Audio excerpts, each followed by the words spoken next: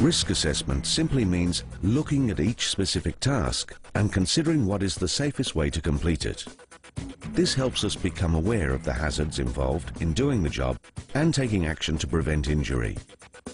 As a building or construction worker, you are obliged to ensure you only carry out construction work you are competent to do, report significant risks, cooperate with others and coordinate work to ensure the health and safety of you and your co-workers, ensure you notify a supervisor of accidents and near misses, and follow site health and safety rules and procedures.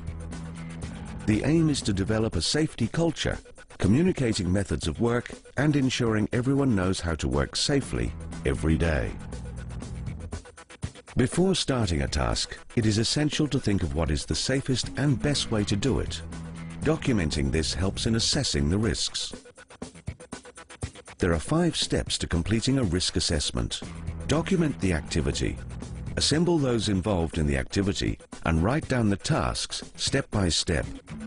Identify the significant hazards. Next to each task, identify what part may cause injury to those doing the work or to anyone else nearby. Document the control measures. For each identified hazard, list the measures that need to be put in place to eliminate or minimize any likely risk of injury to those involved. Identify who is responsible. Document the name of the person responsible for implementing the control measure. And finally, monitor and review. Make sure the activity is supervised to ensure the documented process is being followed. The documentation should be reviewed whenever an activity changes, when there is a change of personnel, or after an appropriate length of time. This documentation provides a written record of the procedures to be used on a task. As it is a record that can be used in court, it should be signed off by the parties who have responsibility for the tasks. When risks are identified, control measures can be implemented and followed. These measures are known as the hierarchy of hazard controls. You must address each hazard with a solution from the hierarchy in the following order. Firstly, elimination, substitution, isolation, engineering controls, administrative controls, and personal protective equipment. Always address the hazard from the top down until the risk is eliminated or controlled. These control measures are often used in combination with each other. A hazard is something which, in context, has the potential to cause harm. A useful way to categorize hazards is to identify them as physical, chemical, electrical, and biological.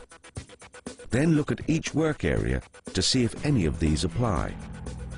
A more direct way to consider hazards is to look for scenarios that might occur. Some common construction-related hazards are falling from heights, trapped by something collapsing or overturning, and being struck by a vehicle. These hazardous situations are likely to cause sudden and acute injuries.